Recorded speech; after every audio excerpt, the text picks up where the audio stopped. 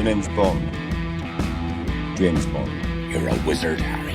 I drink your milkshake. You can't handle the truth. You are tearing me apart, Lisa!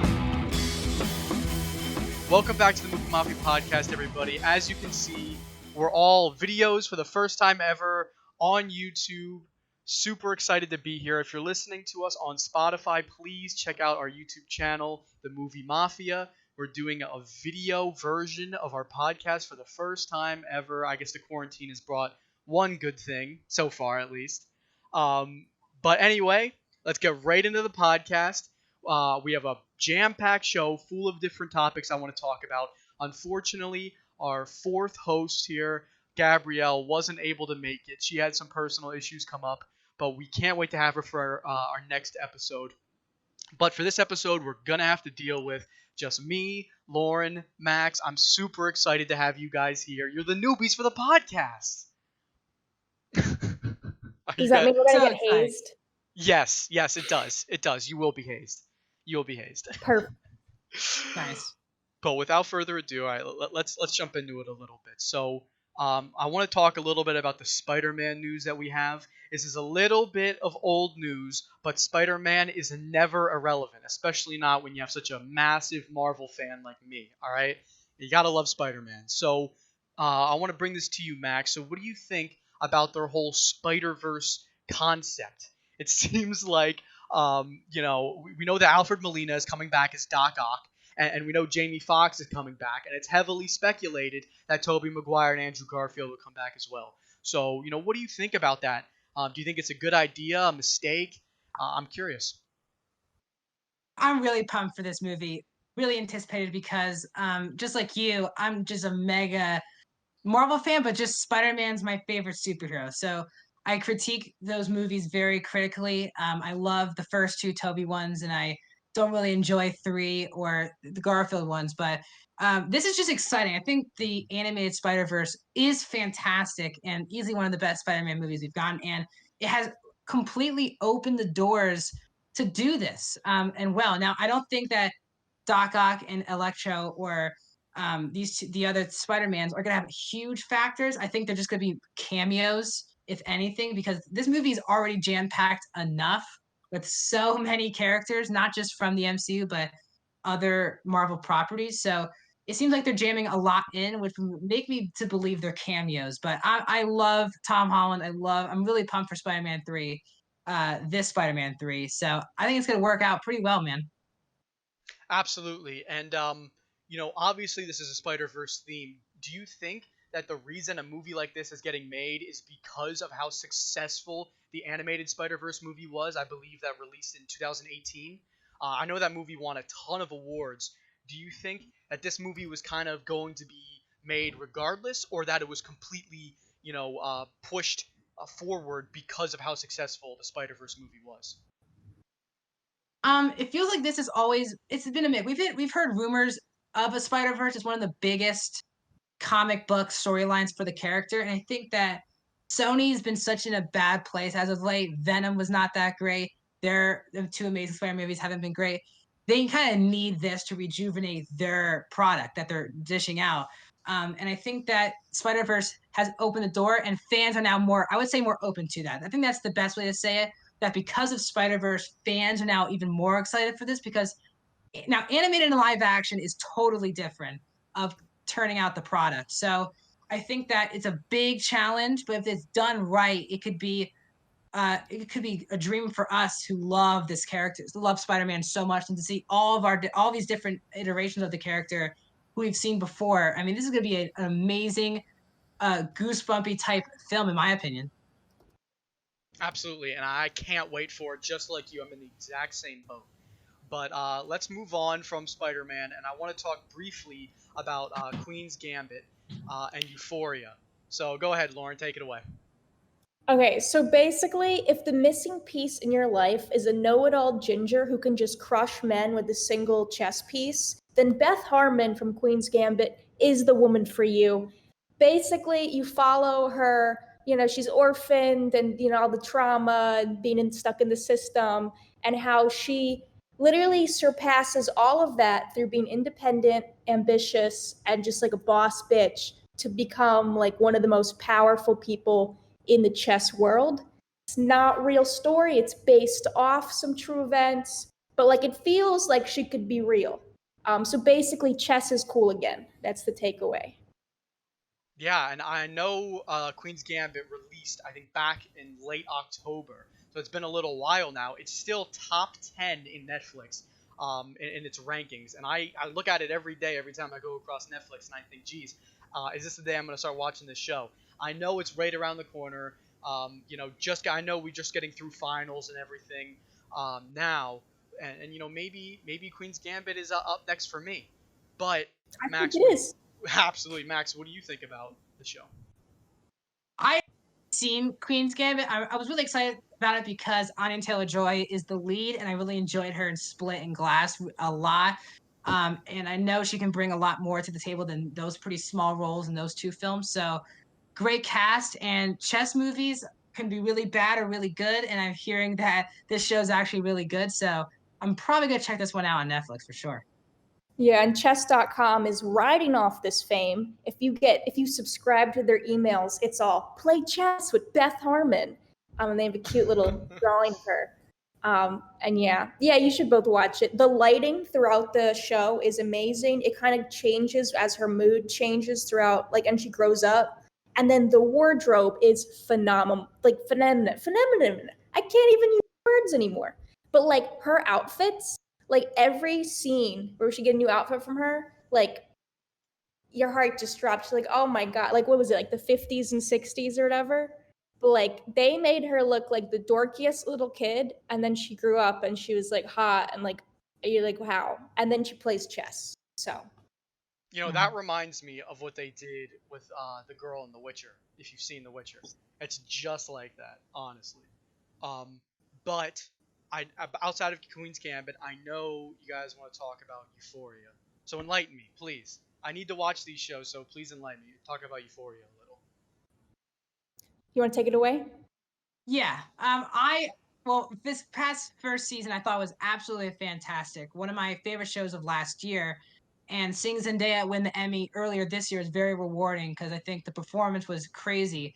And they were about to shoot season 2, and then the pandemic happened, and they just filmed just 2 special episodes that I was kind of worried about if they would actually tie into the season or just be like forgettable episodes. But this episode was actually one of my favorites of the entire show.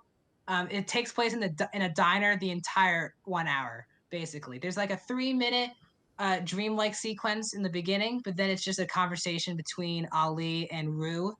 And I think that it's one of the best written episodes I've seen in television in a really, really long time, and very well acted as well. Yeah, so Rue is like our main character, and like she's struggling with addiction, and Ali, he's our sponsor.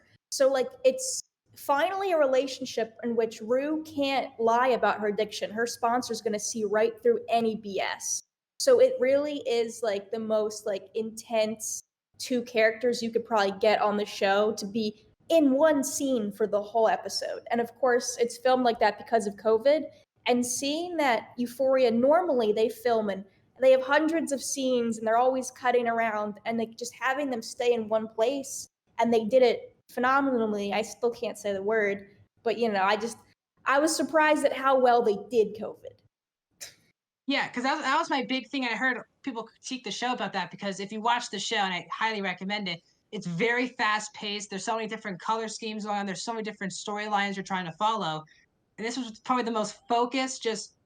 It's not really exciting. It's just a normal conversation that felt actually very authentic between 2 people who had gone through drug addiction or still going through that addiction. And I think that it felt very authentic and true to the story. I'm excited that we're getting the part 2 of the episode in January with Jules. And I think that if you haven't checked this one out, you got to watch Euphoria. It's 10 episodes an hour each on HBO. So definitely check it out for sure. Yeah, I gotta say, like, the episode's very good. And then there also is like a director's cut kind of clip at the end that you can watch where they talk about filming, dealing with the pandemic. And then also like the dynamics within the scene. So like the breakdown is great. It's probably better than what we could even tell you. But yeah. Yeah, and I gotta say that diner shot from outside the diner reminds me of like that old painting with the diner that I keep thinking of. And maybe you're thinking of what I'm thinking of, but I'll just let it go. I'll try to find it. You know, I'm talking about like that painting, like that, like the painting of like the diner corner. I'm gonna find it. You talk. I'm gonna. You got to find that painting. But while she's looking for the painting, I know, Max, you said you just watched Ma Rainey, and as of when this recording is happening now, it just came out today. So please, we want to hear your non-spoilery review of Ma Rainey.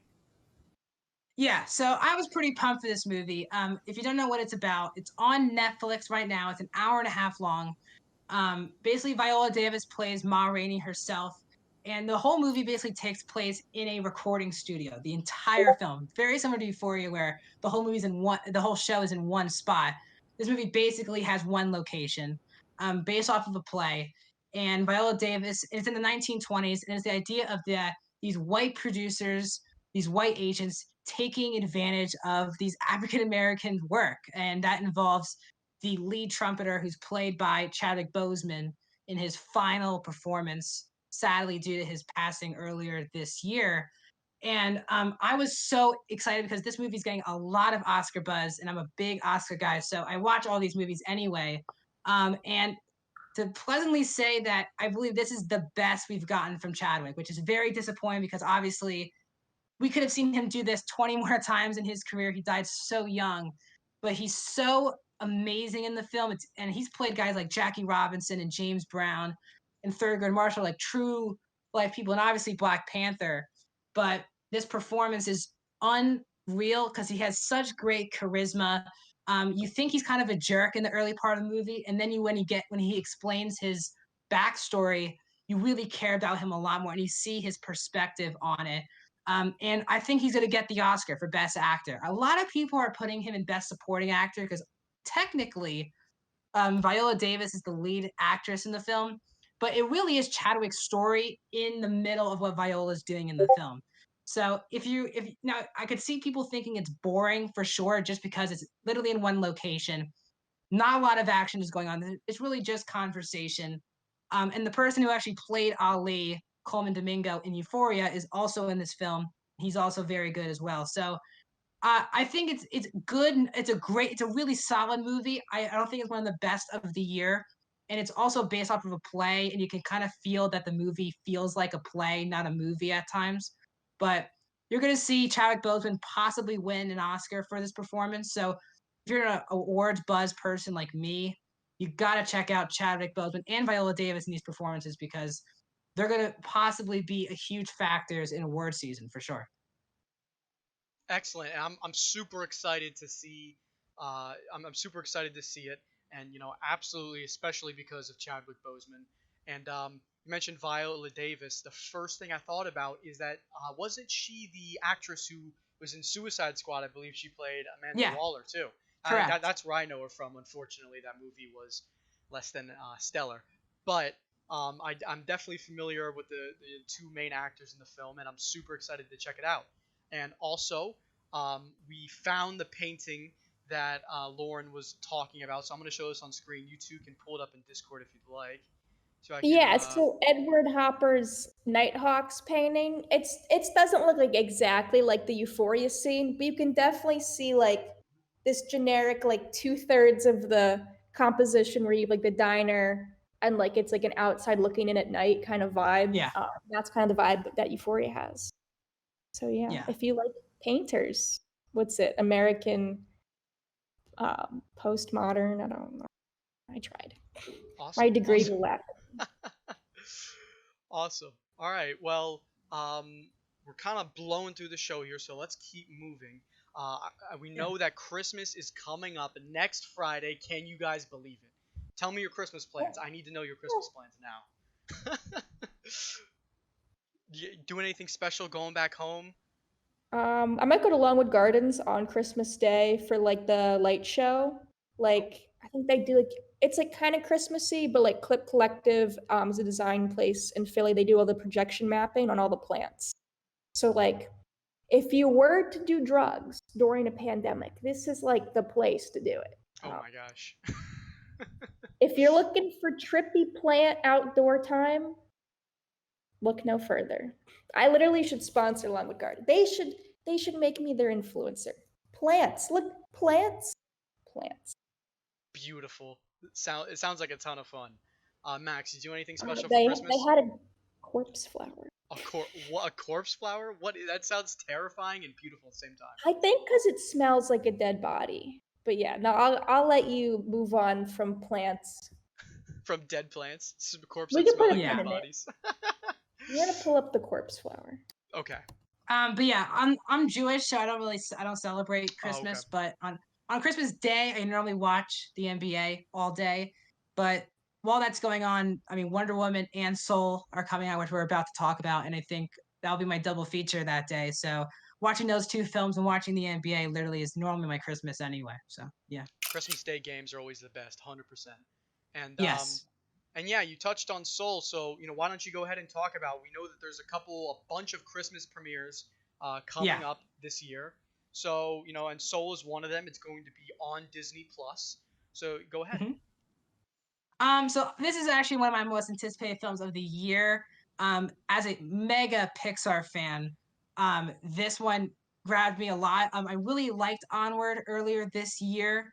It's in my top 5 of the year, but still, this movie is getting so much love. Reviews are saying it's one of Pixar's best films. It could even be the second animated movie ever to be nominated for Best Picture. So, I mean, Jamie Foxx and Tina Fey are in the movie, and it comes out on Christmas. And unlike Mulan, if you have Disney Plus, you don't have to pay $30 for it. It just comes with it, just like Wonder Woman will for HBO Max. So it's free if you have Disney Plus. So, I mean, as a big Pixar person, I'm gonna watch the movie and really enjoy myself. You might cry as well because it's Pixar. Why not? This is the first really African American led Pixar film, which we've gotten so many different types of Pixar films exploring so many different types of cultures, but this is the first time with African American lead roles. So I think it's a really brilliant next step for Pixar as well. So what's it about? I think it's like Jamie Foxx voices a character who's like a big musician. It's very similar to Inside Out, where it has like I haven't seen the movie, so I obviously don't know the exact plot, but it's very similar to Inside Out with your memories and your emotions and that stuff as well. Okay, I'm looking at the cover for it, and there's a cat. So if you wanted an animated cat, you're good.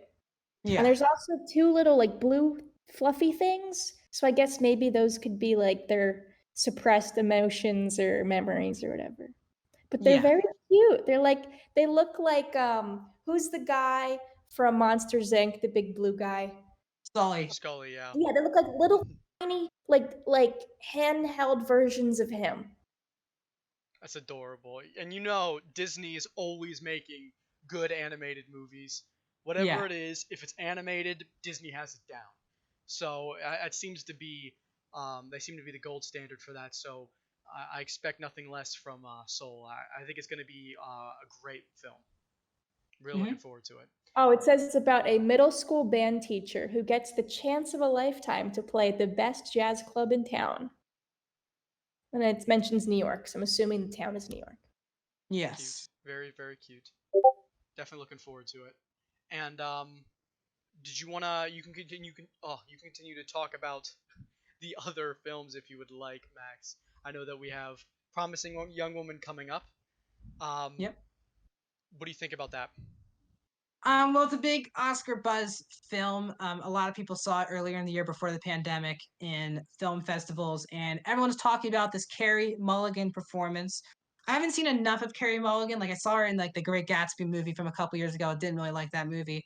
But Carey Mulligan's the lead, and I think that if it's getting award buzz and it's going to be a part of the season, I'm probably going to check it out. It is on PVOD, so it's not on any streaming service, and you have to pay for it, which is kind of a bad thing, especially if you're going for Oscars. Like, who's going to see the movie?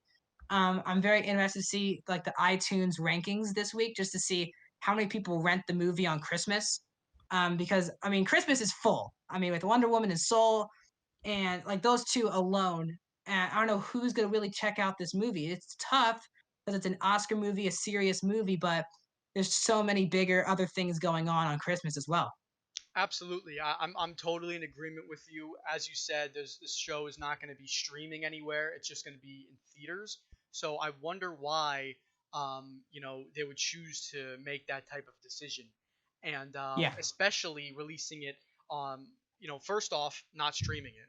Second off, yeah. releasing it on Christmas. Third, releasing it on Christmas when competing with movies like Wonder Woman and Soul. I just it seems like a recipe for disaster. I don't want to write this movie off before you give it a chance, but Yeah. it does not look promising. Yeah, and I want to see it, but like paying for it is a negative because you get Wonder Woman and Soul with your streaming service. So you're not paying extra for those two. And the Netflix movie too. You're not paying $15 to rent it. You're just it comes with the service. So it has a huge disadvantage going against three other movies for sure because you have to pay for it for sure. Absolutely. Well, one movie that we've mentioned a little bit Yeah. here that we know is going to come out on Christmas, and I imagine will be the most popular movie that releases on Christmas, Wonder Woman 1984. I could not be more excited for this movie. It was supposed to Yeah. come out this past summer. We all know COVID and blah, blah, blah. It pushed back. It's coming out Christmas now. I am super excited for this movie. Um, they've released the first 3 minutes of the movie. At least that's what they said. It was the first 3 minutes. They're pretty uneventful. They're not much goes on. Just kind of like story building, world building, stuff like that, Mhm. flashbacks, etc. But from a first impression through the 3 minutes they released on YouTube this past week, and from the trailers that we've seen, it seems to be like a good movie, but not a great movie. All the reviews I've read and people discussing the film and just my own opinion about it. I'm super excited. However, it definitely looks like this film is going to be lighthearted, maybe a little funny and cute and very enjoyable to watch. But I don't think this is going to be as good as the original Wonder Woman, which also is kind of in the same style.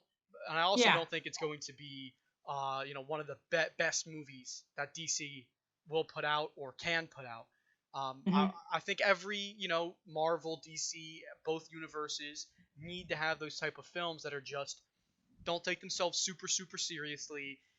It's not the biggest deal in the world, and it's just an enjoyable film to watch.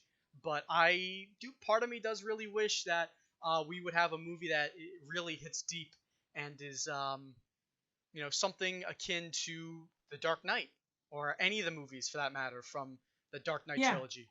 Something like that. And I'm hoping that'll come from the future Batman movie, the Robert Pattinson Batman movie. But for now, mixed feelings about this Wonder Woman movie for me. Well, what about you?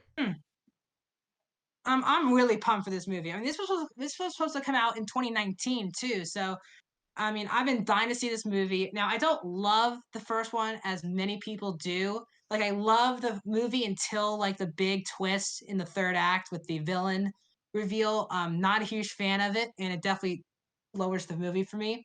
It's number two for me in this DCEU, the first one. And I think Gal Gadot's great, and Chris Pine, their chemistry is on a whole other level. So they're bringing back Chris Pine. That's where my worries are. How can we make that believable? Because obviously Pine died in the first one. But they're adding Pedro Pascal and Kristen Wiig as the villains of the film. So the acting's there. Patty Jenkins just got a Star Wars movie as well. So she's a big deal now as a director. So I mean, I'm gonna watch it. It's a 2.5 hour superhero movie. This is probably the biggest blockbuster of the entire year too, because of how little we've seen of superhero movies this year. But I'm really pumped for it. I'm not as skeptical as you are, because I think this is actually going to be a good movie. I don't like judging that type of film before I see it. I just want to see it, then give my opinion on is it better than the first? Is it a good or bad film? But I'm excited for it for sure. Absolutely, yeah. And one thing we can definitely agree on is that we're both going to see this movie, Yes, ASAP. Yeah, absolutely. And I did want sure. to add this into the show real quick since you just mentioned it. Patty Jenkins, as we know, is the director of Wonder Woman. She did the original one.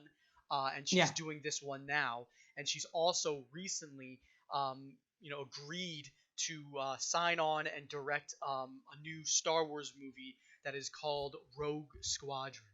I Yeah. don't know if you've heard much about the movie at all, but if you haven't, what do you think about Patty Jenkins moving on from superheroes to this sci-fi Star Wars film?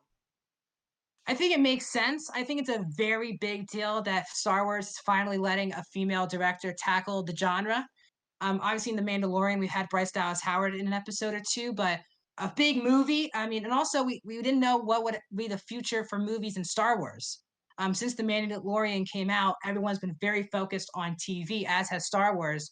But this is the first movie we're gonna get since Rise of Skywalker last year. So it's an original story. It doesn't feel like we're gonna get. People are saying this is gonna be like Top Gun in space, and that got me very, very hyped for this film. So I'm pumped. It comes out 2023 though, so we have a long time before we even see a trailer. So I'm excited because I'm a Star Wars fan. I love seeing new original stories that don't involve the Jedi um, or lightsaber battles in general. Just a space movie about ships and stuff. It's gonna be a fun ride, and I'm all for Patty Jenkins getting a Star Wars movie.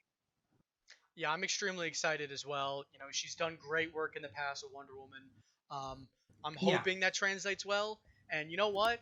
At this point, there is absolutely nothing that Star Wars could do to make their movies worse. So Yeah. sign on anybody.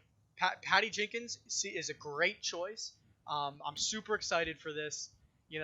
She seems to be a first in a lot of different aspects. I believe she might have been the first director to do a superhero film, or at least one that popular and successful, especially for the DC universe at least. So she's going to be the first to do a Star Wars film. So she's breaking a lot of stereotypes, but I'm super excited for this. I just hope that she turns Star Wars around.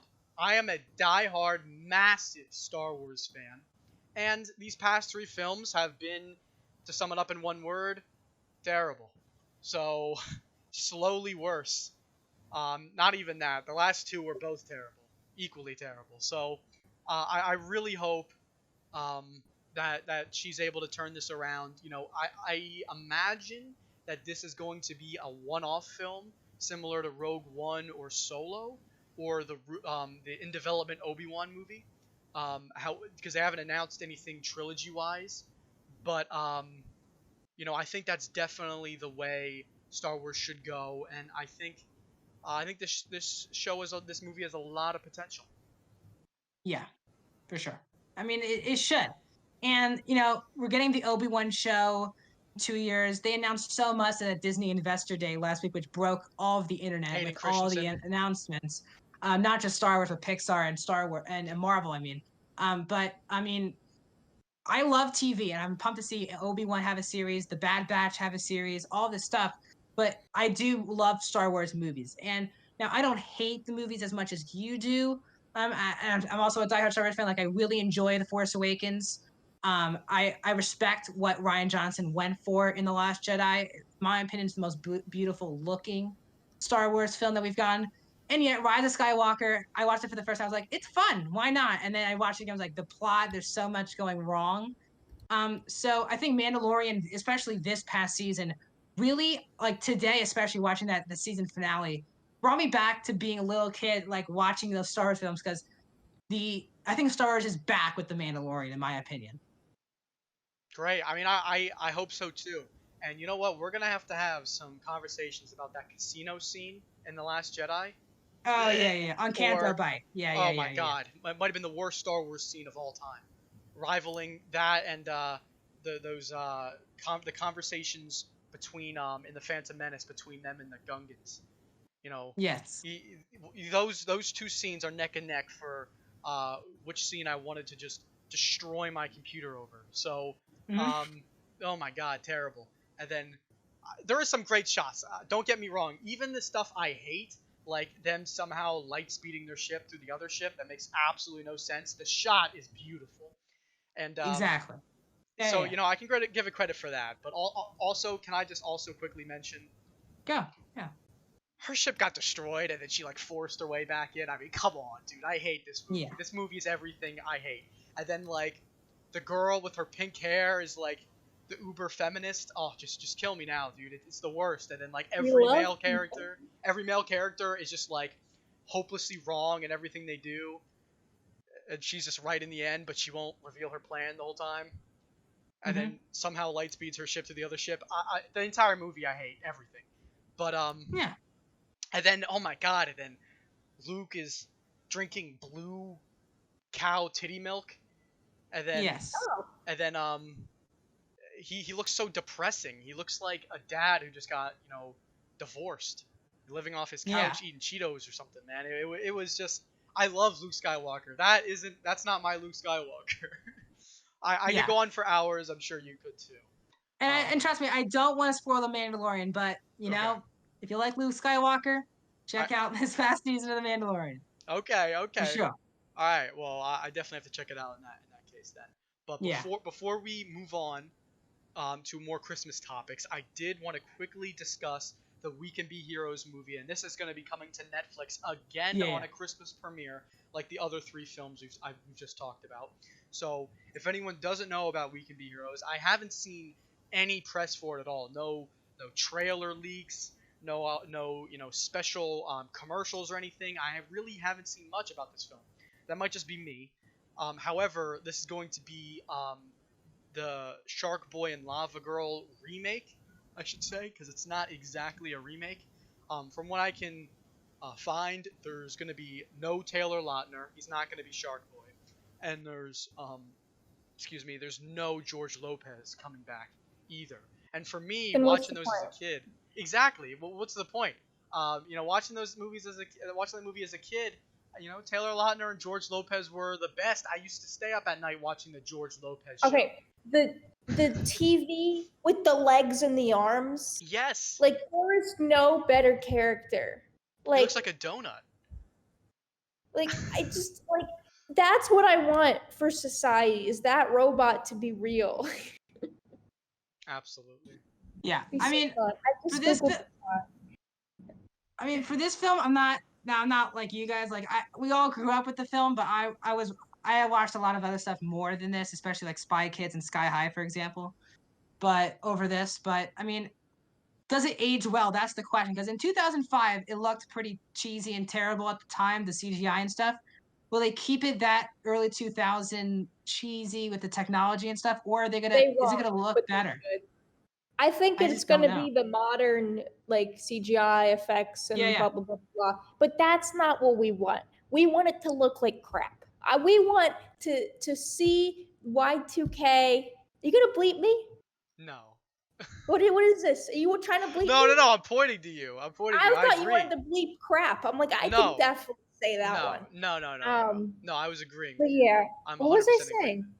What was I saying? About we want bad graphics. To be like, because like good designers can make bad design look good, and it's like a thing. Like the whole Y2K, like it could work. And I think everyone should have a flip phone. If you're gonna give the kids phones, they're totally gonna have phones. It should be a flip phone. Don't give them an iPhone. I did Google the plot, and the plot is: when alien invaders capture Earth's superheroes, their kids must learn to work together to save their parents and the planet. I don't know, man. I mean, nothing is Why going to are be the better. parents involved? If the parents are kidnapped, perfect. Get rid of the old generation. You can just start anew. I don't know why you'd want to rescue the parents. Like, kid logic. It's not adding up. Come on, I mean, Shark Boy and Lava Girl is iconic. I mean, the land of milk and Oh, cookies. Jesus. Come on, when Taylor Lautner is talking to the sharks with that terrible CGI, No. It's amazing. Okay. And isn't the main character named Max the guy? The boy? Yeah. Right? His name is Max. Come on. No, You I gotta can't. love That movie is very tough for me to watch. It is not good Oh. whatsoever. Woof. But he likes The Last Jedi. Come on. Oh, well, I actually prefer Spy Kids a lot more because, while it's cheesy, it has characters Spy that you Kids. actually enjoy, and it feels like, as a kid, like you can be those 2 lead characters, and I can't. The Shark Boy Lava Girl CGI is terrible. Hasn't held up whatsoever. But like, And I want those outfits. That Well, is yeah, so true. okay. We should dress up at Halloween. We should have dressed up as Shark Boy and See, Lava. I already had And then pink Max hair. could have been Max. No, Max I could don't have been. want to You dress could have up been as Mr. Shark. Electric, dude. You could have been Mr. Electric. Oh, no, thank you. We could just put you in like some type of orb thing, you know, and just not like electrocute you, but like we gotta Thank have you. some LEDs on there or something. Yeah. Have a screen. Please don't electrocute Oh, me. okay. I have an idea. You could just be an iPad on a broom, like from Community, that showed neither of you've ever seen. But Oh like, my gosh, I think I know exactly what everyone you're else- talking about. You do? I've never seen the show, but I'm pretty sure I've seen exactly what you're talking It's just the iPad on a broom when the prisoners go to school. But that's gonna be you. You're gonna be on a screen, and then Oh you my can God, I it's see like it. virtual reality at that point. Eh, I'm just seeing the Hopefully not. cover for the Wonder Woman movie thing, and like the cover is like pretty fire. yeah, it's And great. it's It like looks armor thing. great. The one Can I with like try the that? bright background.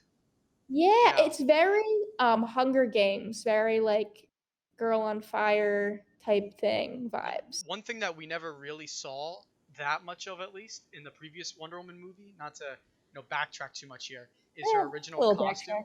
A little backtracking, but is her original costume, is her like comic book outfit.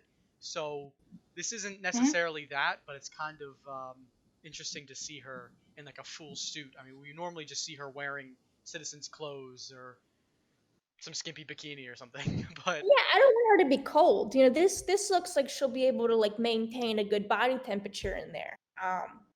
While deflecting bullets or something. I don't know. well, Yeah. she's fighting Kristen Wiig, and she's Cheetah, so she's like science experiment gone wrong, turns her into a cheetah and makes her Ooh. insane. Okay. Sure. Okay. I like when science experiment goes wrong because that normally ends well. You know, I think it definitely has potential. like Spider-Man, he kind of was a science. It was like his dad's spider science experiment, but that worked out great for him. That is Yeah. true. That is true. I feel like all science experiments either work out great or horribly wrong. I know it's either death or superpowers. There's like basically no in between. And I would honestly, roll it for Captain 50-50. Gamble, I I'd would roll too. I'd roll the dice. You Would do. you What guys was roll the- the what- dice 50-50? You get superpowers or you die. So like, what's the worth it. situation? Like, Yeah. am I like if I'm like failing at life? You know what I mean? Like I don't know what could happen to me, but let's say I like lose my job and then drive off a cliff or whatever. If like the seconds it goes downhill, I'm gonna take that bet. You know what I mean? See, but that's how 50-50 you roll. become a super villain. The super villains start by something bad happens to them, then they get superpowers. The Yeah, superheroes that's get kind of what I would powers, be doing. then something bad happens to them, and then they have like their superpowers to overcome it. So if I'll something be a bad villain happens then. to you, you're gonna become a super villain. Because like honestly, like you know, in the game of life, I'll see where my game plays out. You know, it's like until something actually bad happens, I'm gonna keep going through my little matrix. You know what I mean? But yes, I'll be a villain. I don't know what kind of villain I would be though. Oh, well, we're gonna have to have an episode of the show where we all come up with our own super villain names or superhero villain names and powers and weaknesses. Definitely weaknesses. Those are the best parts. Yep. I want it to have like a really stupid like food allergy is my biggest weakness, but like not Did something you where guys ever people are watch actually Jumanji? do. Yeah. Yeah, The new I've seen ones. both of them. Yeah. I think Yeah. I've seen both. Do you remember how his weakness, Kevin Hart's weakness, is cake? Yes. He That's exploded exactly after what he that had a made me cake. think of. Where you said some stupid But food the allergy. original Jumanji is so much better. I know. And did you see the other movie that they made at the same time as the original Jumanji? The one What? that began with a G. Jumanji. No. Oh my God! It's like the exact same G-Force. movie. It's like The hamsters that are spies. The remember the spy hamsters? Are they Yeah, guinea pigs? G-Force. Yeah. Let's bring that back. Let's make Oh, that true again. God. oh my God! G-Force. It's at the tip of my tongue. I'm so upset. It's like something. It sounds like Bleh. it's like Yeah. Galaxy or something. Like it's I don't Clap. remember. I'm so upset. I will figure it out. I promise. But in the meantime, I want you guys to talk a little bit about the top Christmas movies of all time. So this has to be So our I'm Christmas actually- episode. So go ahead. gonna ignore everything that you're saying. Oh, okay. I decided to pull out a couple moments that are some not so Christmas moments.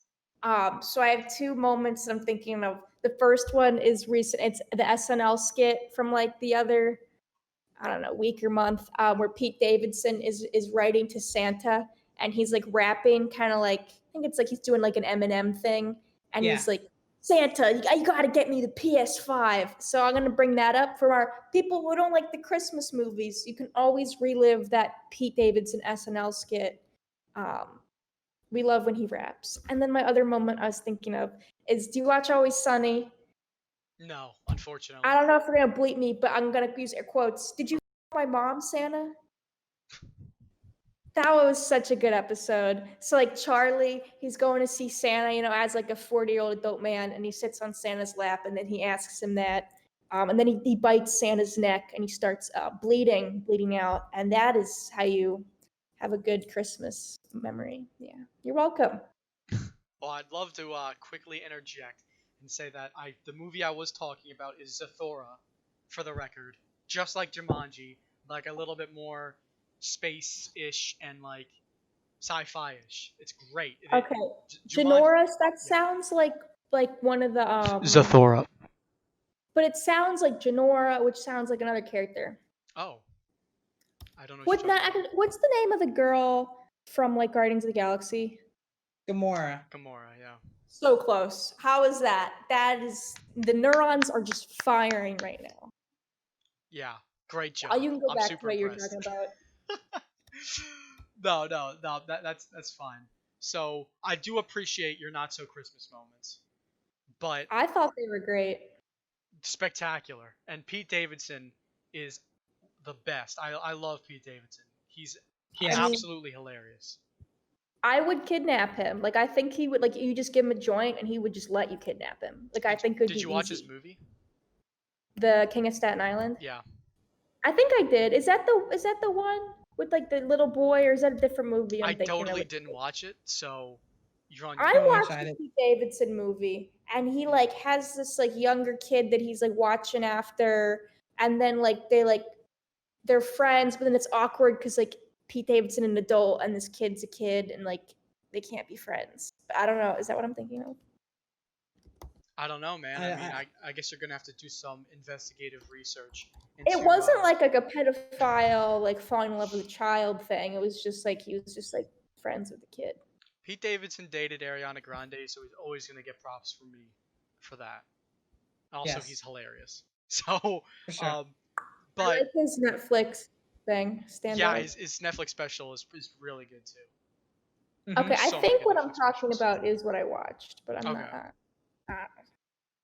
I'm so good at these fact-checking things. Well, I know for one, his movie is The King of Staten Island, and it had pretty good reviews. So if anyone's interested, that's what it's called. Go check it out. Pete Davidson's awesome.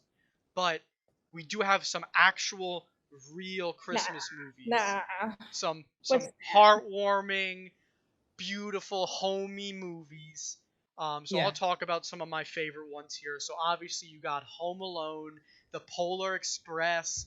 Oh my gosh, my childhood's flashing before my eyes. Sitting on the couch with my parents with like a nice blanket and a cup of hot cocoa, watching The Polar Express. It's a classic. It's great. That's probably absolutely my favorite movie, Christmas themed movie of all time. And Home Alone is spectacular. It's hilarious. It's not as homey, but it's still really, really good. Obviously, it's a classic. Everyone knows Home Alone. What else can I really say? Those are two of the best Christmas movies of all time, at least to me. Yeah, I just changed all your names. and I agree with you because I also love the Polar Express. It's getting a lot of hate as of late, and I get why. The movie is kind of creepy when you think about it, the way the animation looks. But I still love the movie just like you. An underrated one that I put on the list as well is called The Night Before, which is a movie that came out 5 years ago with Seth Rogen and Anthony Mackie and Joseph Gordon-Levitt. And it's like a rated R comedy, but it's all about Christmas. And I always watch that now around Christmas time. one of the funniest Seth Rogen films that I think are very underrated. And it's a film that I do generally like to watch around Christmas time. I will be doing that very, very soon. I love the film. Home Alone, Elf is also another one. Elf is a classic as well, in my opinion, with Will Ferrell in the lead role. So those are some of my Polar Express, Night Before, and Elf are kind of my big 3 Christmas movies. I assume you don't have any Christmas movies you want to talk about, Lauren. I literally told you, Always Sunny. that 5 minutes where Charlie's on Santa's lap, that's the best moment. I don't know. Like Christmas movies are like that's too much. Like I'll watch like a Christmas episode, you know, like that's like as much as I can tolerate. I also want to add one too, if you don't mind as Sure, well. go ahead. Love Actually is another one for me that is my favorite rom-com of all time, and I think that it's all about Christmas. So also another one that I always watch. It's also one of the best casts you'll get. You know, Liam Neeson, Emma Thompson. I mean, everyone's in this movie. Keira Knightley. I mean, there's so many people in the movie. So I love the movie. I don't know if you guys have seen Love Actually, but it's easily one of my favorite rom-com, and have to talk about that about Christmas for sure. Yeah, I am absolutely obsessed with those rom-com type movies. Yeah. It's a great movie. Especially those type of movies around Christmas time are just absolutely beautiful and so much fun to watch. So yeah, Love Actually is absolutely a great one. And I know that we have other ones like there's so many Christmas movies. I mean, we could go on for days talking about Christmas movies like Scrooge and all of those. Die Hard. Die Hard. Really? That's Christmas. Yeah. Really? I do think Die Hard's a Christmas movie. Andy Correct. Sandberg would agree. I definitely think Die Hard's Is that a Christmas Brooklyn movie. Nine-Nine reference? That's a Brooklyn Nine-Nine reference. Absolutely. I'm so glad I got The that. Nightmare Before Christmas. That's a Christmas movie. Yeah. And there's It's weird though with that one because some people interpret it as a Halloween movie and some people interpret it as a Christmas movie. It's very weird. But honestly, the second that it's Halloween, people are putting up Christmas decorations anyway. I think it's a malleable barrier I agree. to holidays. Yeah. It's in the month of cold, so that whole time of the cold, it's just all, just all the holidays kind of just jumble together. Yeah. Awesome. I want to make my own holiday. What's your own holiday? You have a name for this? Yeah, I was fictional thinking holiday? like I want it to be like very dressing up, kind of like with Halloween, but then like completely serious. You know what I mean? Like you dress up and it's just like really just like, I don't know. I'm still working out the details on it. But I need to just like convince people that it's real once I create it. Well, keep us posted. We definitely need to know about this fake holiday. Yeah. I know. I definitely need more excuses to get out of the house. All right. And wear outfits. Absolutely. Maybe instead of dressing up as like a recognizable character, maybe you just like create a character. And then like every year you kind of update your own character. So like you see their evolution, but it's like still your own. That's fun. It's like more of a persona. It's like The an furries are RPG. gonna really jump off on this. Yeah. Well, look. As we get to the closing of our show a little bit, I wanted to throw in a surprise last segment to talk to you guys. You both have no idea what I'm about to say. We're going to rank We're our ranking favorite something. holidays. Okay. Holidays. So we have Christmas, we have Thanksgiving. I'll include New Year's, Halloween, stuff like that. If you wanna be, just give me your top 3. If you want to throw in stuff like the 4th, July 4th, or St. Patty's Day, that's cool too. Anything holiday related, Valentine's Day, if you're so bold. Anything like January, Like top 3? Like top 3? that. Yeah, your top 3. National Bagel Day, National Bagel Day. January 15th.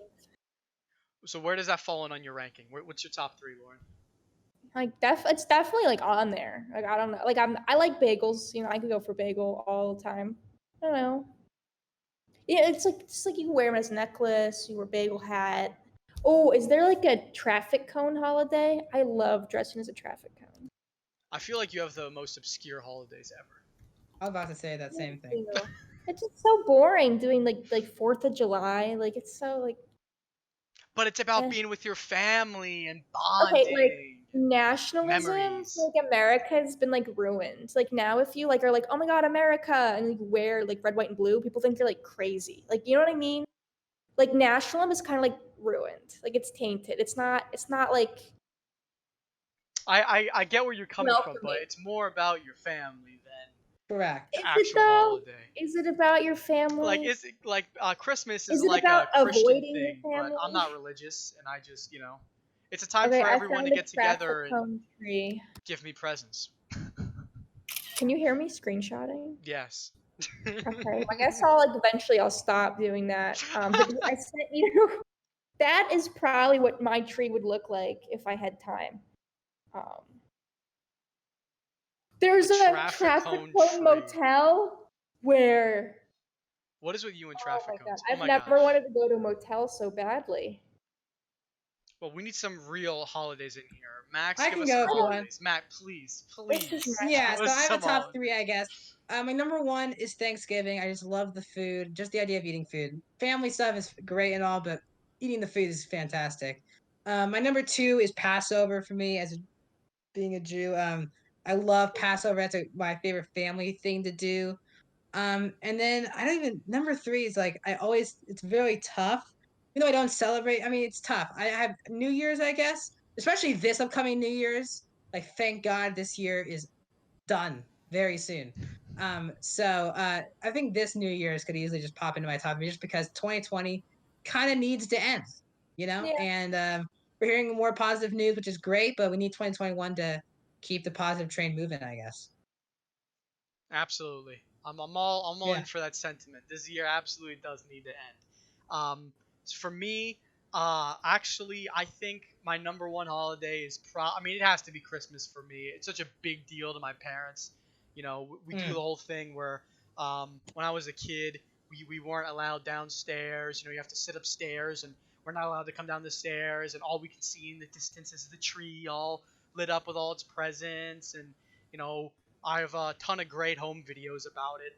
It's been something that my parents have made such a big deal about, and it's kind of influenced me in that way. So, I'm not the biggest holiday guy. Personally, I kind of hate being around family that I only see once a year and being forced to have meaningful conversations with them. But there's positives and negatives to everything, and Christmas has to be my favorite. Other than Christmas, other than Christmas, probably. I mean, probably New Year's. New Year's is great. I always feel this sense of obviously a change. The year passing and hopefulness for the following year, even if that is a little misguided. Um, it's always just like it's always nice to see the ball drop, experience that with your family. It feels like a moment in history. Yeah, and it is. I agree. And then lastly, I have to throw in Halloween there. Again, I'm not the biggest holiday guy, so Halloween isn't that important. But what I will say is, there's always great movies that come out in Halloween. Previous years we've had like the Joker and Venom and stuff like that. Halloween always seems to have something entertaining and enjoyable to bring for us movie wise. Yes. Yeah, and I always like dressing up. I always have ridiculous costumes. One year I dressed up as the guy from Where's Waldo, the book. One year I dressed up as Spider-Man. Like I do the most weird. I dressed up as Dwight from The Office one year. That's I a bought good I bought one. the whole suit, like the glasses, even like a little ID. I mean, you could just wear that for all your Ridiculous. future interviews now. Like you're ready. Like And I that's have the to bring go-to the same interview snarky outfit. attitude too. Yeah. And you can just Yeah. have like little tiny photos of Jim with you that you could hand out. Absolutely. Yeah. I don't know why. Oh yeah, you can just like tape them everywhere. Like you could put them on top of your urinal, put a little Jim, and then when you're Dwight, you can talk to him. Make a shrine. Make a shrine. A shrine? Make a shrine. Oh my gosh. Shrines are so underestimated. Underestimated. Okay. Yeah. Fair enough. Fair enough. Well, look, our episode's getting towards the end here. We've been recording for almost an hour. So we'll call it there. This has been our Christmas special episode. I'm so thankful for you guys to be joining us. Max, Lauren, Gabrielle, next episode. I can't wait. It's been so much fun being here with you guys. And I'm just super excited to see what the future of this podcast can hold. Yeah, thanks for letting me join, and I can't wait to talk a lot more. We're going to have a lot to talk about because our next episode we can review all of these big movies, so it's going to be a lot of fun. Our rants about Star Wars will be coming. Yes. They will be coming. Yes. Yes. I can't wait for that. How about like when you guys do your Star Wars thing, I'll just try to paint myself as Baby Yoda because that's all I care about. All right, absolutely. It's a little late, absolutely. like the makeup trend. It's been like months ago. You know what I mean? Do you guys go on that? You all saw better that. late than never. Better late than I never. never Better late did than it. Now I have an excuse. Now you have the Yeah. excuse. All right, well, you heard it here, ladies and gentlemen. We have Star Wars debates, Baby Yoda painting coming up. This is all going to be happening. Maybe, maybe not. We'll see. But great things to come from the Movie Mafia podcast, and we'll see you all in the next episode.